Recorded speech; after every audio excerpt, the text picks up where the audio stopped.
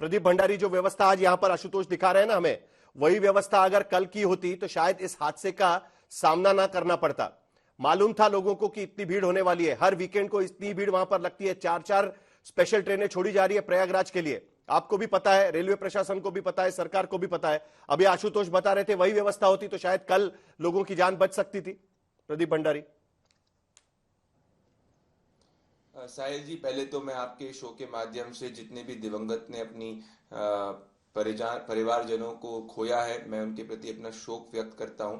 और मैं ये स्पष्ट करना चाहता हूं कि सरकार की नीति और मंशा जो अकाउंटेबिलिटी फिक्स करने की है, और मैं उम्मीद करूंगा कि मेरे जो राजनीतिक प्रतिद्वंदी हैं वो 24 घंटे का इंतजार कर लें राजनीति करने के लिए। अभी मैं अकाउंटेबिलिटी फिक्स करने की बात कर रहा हूं।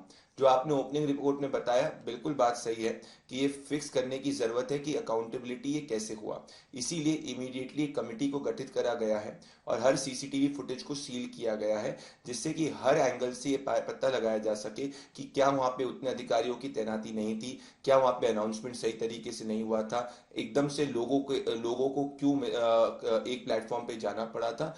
तमाम ऐसे पहलू हैं जो पहलुओं की जांच होना अनिवार्य है, और इन पहलुओं की जांच होकर हम कड़ी से कड़ी सजा, जिसने भी अपनी ड्यूटी या अकाउंटेबिलिटी, भले वो कितना भी बड़े अधिकारी हो या कहीं कोई भी व्यक्ति हो, उसके प्रति एक्शन लिया जाएगा। हम लोग हादसे का इंतजार नहीं कर रहे थे साहिल जी, पर बिल्कुल ये बात सही है कि जो हादसा हुआ इसको अवॉइड करने के लिए क्या कदम उठाए जा सकते थे। वहां जो ड्यूटी में तैनात भले पुलिस ऑफिशियल्स हो, भले रेलवे के ऑफिशियल्स हो, वो उसके ऊपर इंक्वायरी बैठी जाएगी, और रेलवे ने खुद एक उच्च स्तरीय जांच गठित करी है, जिसके बाद में वो अपनी रिपोर्ट देगी। और साथ में मैं कहना चाहता हूं 10 सेकंड में कि जितने भी दिवंगत हैं उनको कॉम्पनसेशन अनाउंस के साथ में ऑलरेडी कॉम्पनसेशन दे दी गई है, परंतु उसका ये मतलब नहीं है कि जो हुआ है वो सही हुआ है। हम अकाउंटेबिलिटी फिक्स करेंगे।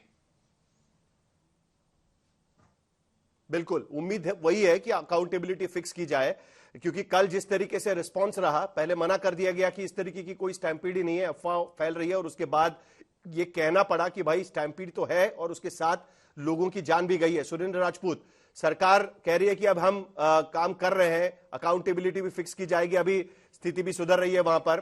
क्या उम्मीद है आपको सरकार से? जो सरकार से जवाब दिया जा रहा है, विपक्ष संतुष्ट है इस बात से? सुरेंद्र राजपूत। लोग मरते जा रहे हैं और विपक्ष को संतुष्ट होने की आवश्यकता तो तब होगी जब ये हादसे बंद हो जाएंगे। अभी तो इनके पास में आप देखिए ना साहिल भाई, कई चीजें ऐसी हैं जिन चीजों के बारे में बात करने आवश्यक है।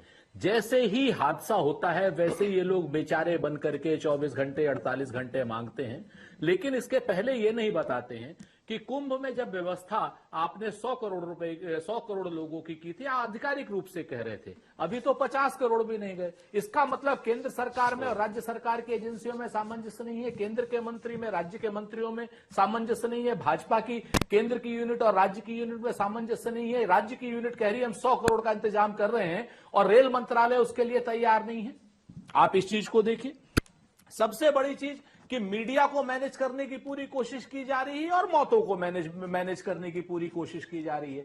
जिस तरीके से लोकनायक अस्पताल में आज की डेट में लगभग सेना की वर्दी पहने जैसे लोग, जो सीआरपीएफ के होंगे या सीआईएसएफ के होंगे, वो लोग लगाए हुए हैं। अगर ये सीआईएसएफ के लोग उन लाशों को छुपाने के लिए लगाए जा सकते हैं, तो कल अगर ये लोग क्या नाम हादसे से पहले लगा देते तो निश्चित तौर पर आज ये हादसा नहीं होता। एक बात हमको बताइए, सारी की सारी चीजें आज तक आपने अभी तक कोई टोल फ्री नंबर जारी किया हो तो बता दीजिए, सीसीटीवी की फुटेज कोई जारी की हो तो बता दीजिए, कोई अभी तक मृतकों की सूची जारी की हो तो बता दीजिए। और सबसे महत्वपूर्ण एक सवाल है साहिल भाई, इनसे पूछिए, 3.5 लाख सुरक्षा कर्मियों के पद रेल में खाली है।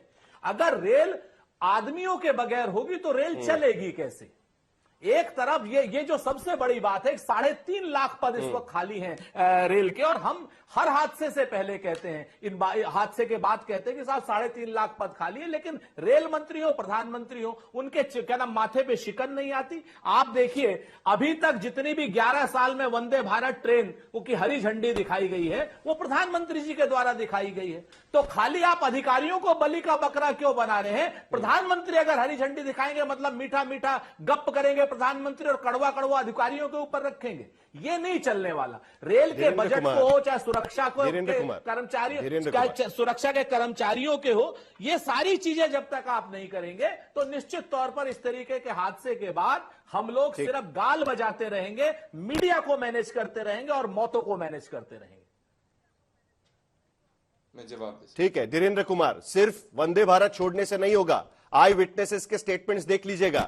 मैंने आई विटनेसेस के स्टेटमेंट्स देखे हुए हैं जिन्होंने भुगता है। कल जो 12 से 14 के बीच में प्लेटफॉर्म के बीच में जो लोग एक प्लेटफॉर्म बदलकर जा रहे थे, वहां पर यह हादसा हुआ। लोगों ने क्या क्या कहा है जरा सुन लीजिएगा। एडमिनिस्ट्रेटिव फेल्योर है पूरी तरीके से। आगे वो कह रहे हैं कि जो एस्केलेटर्स थे 14 और 15 नंबर प्लेटफॉर्म के, वो नॉन फंक्शनल थे। एस्केलेटर तो लगा दिए, काम नहीं कर रहे हैं। ट्रेन देरी से चल रही थी, पहले से ही लोग प्लेटफॉर्म पर खड़े थे और ट्रेन देरी से चल रही थी। प्लेटफॉर्म चेंज कर दिया गया, जिस तरीके की अनाउंस हुई लोग कंफ्यूज हो गए और जिसके वजह से यह हादसा हुआ है। आगे की बात बहुत अहम है। जिन्होंने अपनों को खोया है, उन्होंने कहा है, आज तक के कैमरे पर यह कहा गया है कि negligence, crowd management, crowd control का कोई भी सुगबुगाहट वहां पर नहीं थी और लोग विदाउट टिकट वहां पर ट्रेन चढ़ने की कोशिश कर रहे थे, उनको रोका भी नहीं जा रहा था। ऐसी सूरत में धीरेन्द्र कुमार जो सुरेंद्र राजपूत कह रहे हैं उसमें क्या गलत है? वो कह रहे हैं कि भाई कहीं ना कहीं अकाउंटेबिलिटी होनी चाहिए और ठीक तरीके से अभी भी चीजें नहीं चल रही है, भीड़ का मैनेजमेंट ठीक से नहीं हो पा रहा है। क्या कहेंगे आप धीरेन्द्र कुमार? साहिल भाई देखिए, ये घटना बहुत ही दुखद है। जिन लोगों ने अपनी जान गंवाई है, मैं उनके प्रति श्रद्धांजलि अर्पित करता हूं और पीड़ित परिवारों के प्रति संवेदना व्यक्त करता हूं। उनके साथ सरकार के लोग, सब लोग साथ में खड़े हैं। मैं अभी जहां पे हूं, मेरे जिले बिहार में नवादा से भी 2 लोगों को खोया है। देखिए, अगर ये व्यवस्था अच्छी नहीं होती तो इतना बड़ा क्राउड, 45 से 47 करोड़ लोग इस महाकुंभ में स्नान किए हैं, तो कहीं ना कहीं मैनेजमेंट अच्छा ही होगा। लेकिन अगर कहीं पे थोड़ी भूल हुई है, मानवीय भूल, इससे इनकार नहीं किया जा सकता है और ऐसे लोगों को सीसीटीवी खंगाला जा रहा है। पर कांग्रेस के प्रवक्ता को देख करके मुझे आश्चर्य हो रहा है कि ऐसे समय में भी वो राजनीति कर रहे हैं। अभी उनके परिवार के आंसू भी नहीं सूखे हैं। उन पीड़ित परिवारों के साथ खड़ा होना चाहिए था। इतने बड़ी आस्था का पर्व चल रहा है और उसमें मैं सिर्फ रेलवे का बात आया है तो रेल मंत्री के ऊपर में, प्रधानमंत्री जी के ऊपर में इन लोगों को आरोप लगाने के अलावा और कुछ नहीं हो रहा। लेकिन मैं बता रहा हूं कि कई ऐसी जानें भी गई हैं जो सड़क मार्ग से प्रयागराज आ रहे थे। मैं उनके प्रति भी संवेदना व्यक्त करता हूं। रेल मार्ग से भी आए हैं और सड़क मार्ग से भी आए। ये घटना है, घटी है, ये दुखद है और कहीं ना कहीं मानवीय भूल मुझे भी नजर आती है। और इस सीसीटीवी फुटेज को खंगाल करके जो जांच कमेटी है वो निश्चित तौर पर 24 से 48 घंटे में इसका परिणाम देगी और सरकार अनुराग भदौरिया भाई एक बार फिर सत्ता पक्ष विपक्ष पर राजनीति करने का आरोप लगा रहे हैं। वो कह रहे हैं कि थोड़ा रुक जाइए, पहले से आरोप क्यों लगा रहे हैं? पिछली बार भी यही आरोप लगाया गया था, अब की बार भी सेम आरोप यहां पर लगाया जा रहा है। अनुराग भदौरिया कैसे जवाब देंगे आप? और उसके बाद हम फॉर्मर चेयरमैन है रेलवे बोर्ड के, उनके पास भी जाएंगे, अनुनेंद्र कुमार जी के पास। बोलिए। देखिए, कमाल की बात है कि अगर सरकार की नाकामी की वजह से हमारे अपने लोगों की मौतें हो रही है और हम उसमें सवाल उठा रहे हैं तो कह रहे राजनीति कर रहे हैं। इसके पहले कुंभ में 30 लोगों की मौतें हुई, हमने उसके पहले भी आपको सजेशन दिया था क्या क्या व्यवस्था होनी चाहिए, आपने हमारी बात नहीं सुनी। सवाल उठाना नहीं है ना। 30 लोगों की मौतें हुई। अरे एक मिनट मैं बात कर लूं, देखिए चुप कराइए, ऐसे डिबेट नहीं होगी। मैं बीच में नहीं बोला किसी के, चुप कराइए। अब बीच बीच में मत बोलिए, सुन लीजिएगा। हम लोगों ने उसमें सवाल उठाया, बोलिए बोलिए। उसमें हम लोगों ने, अरे चुप कराइए ना, कैसे डिबेट होगी भाई, इसको चुप कराइए। कौन है बदतमीज ये? मैं किसी के बीच में नहीं बोला। अनुराग भदौरिया आप बात करिए, आप बात करिए। धीरेन्द्र कुमार जी बात सुन लीजिएगा, बीच बीच में नहीं। आज की स्थिति में कम से कम बीच बीच में नहीं।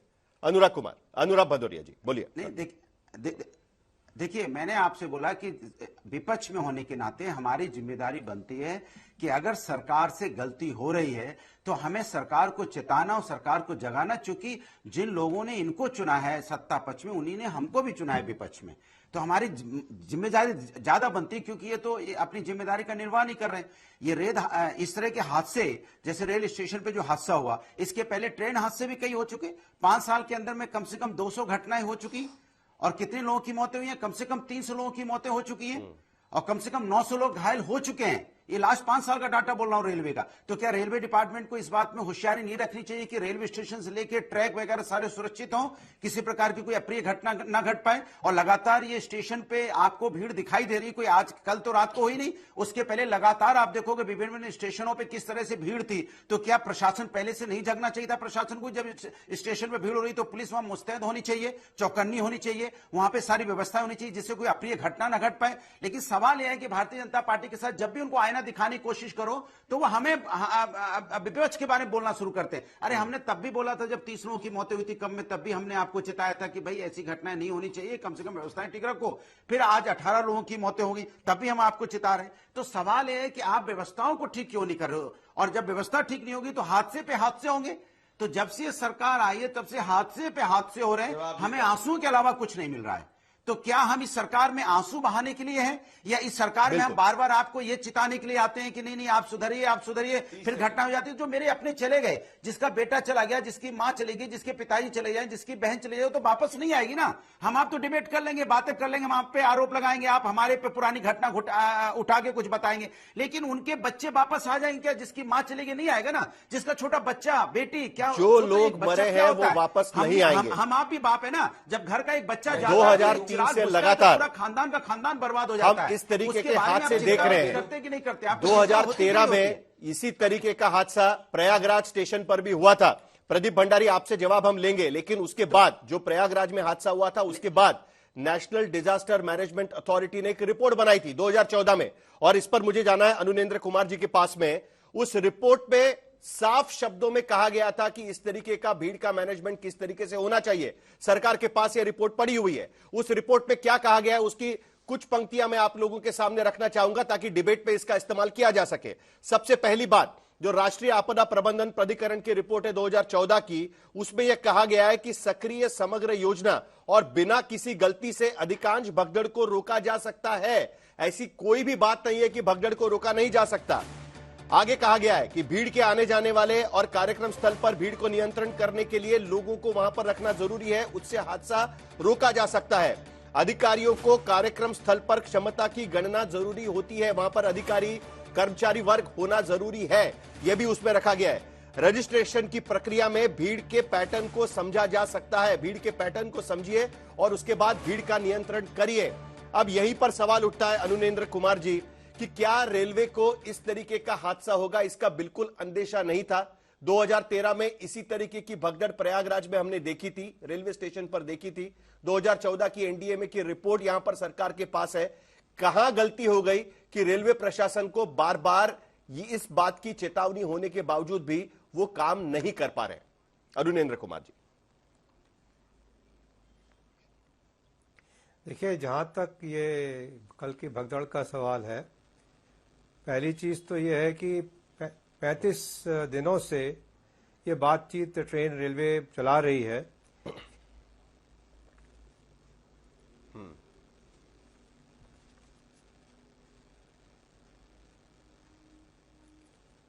बोलिए बोलिए सर, आपकी आवाज आ रही है, आप बोलिए। आवाज कनेक्शन टूट गया है। ये 35 दिनों से रेलवे ट्रेन चला रही है और काफी यात्री जितनी भीड़ इकट्ठी होती है और स्टेशन, सभी स्टेशनों से भारतवर्ष में, चाहे प्रयागराज हो चाहे वो दिल्ली हो, भीड़ का मैनेजमेंट किया जा रहा है। अब बात यह उठती है कि कल ऐसी क्या बात हो गई जो ये गड़बड़ा गई एकदम चीज। जो सामने बात अटती है वो ये कि जो ट्रेन जहां 13 प्लेटफॉर्म और 14 नंबर से चलनी थी, और वहां पर उसी एरिया में नंबर 16 से 2 यात्री ट्रेन स्पेशल और चलानी थी। अब किस कारण से ये पता करना अभी जरूरी है कि एकदम भगदड़ मची लोगों को चढ़ने के लिए, वहां तक पहुंचने के लिए।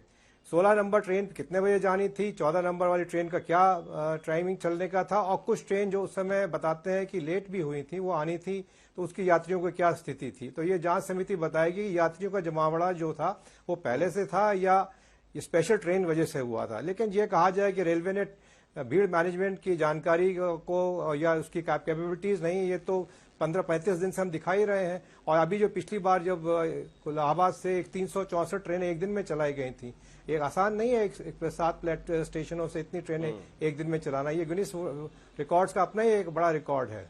और इतने यात्री वहां पहुंच रहे हैं, या रेल ही पहुंचा रही है, बिकॉज रेल ही सबसे सस्ता माध्यम है, और चाहे कुछ भी हो टिकट नहीं बढ़ाती है रेलवे, तो इसलिए भीड़ तो रेलवे में आएगी। लेकिन अनुरेंद्र कुमार जी, और इसलिए ये वाला क्या मामला है, मुझे आपसे जानना है, क्योंकि आप टेक्निकल चीजों को बता सकते हैं, इसके लिए मुझे पूछना है। हर घंटे 1500 जनरल टिकट्स दिए जा रहे थे, बेचे जा रहे थे, जिसके वजह से स्टेशन पर ओवर क्राउडिंग हो गई। और ये कौन कह रहा है?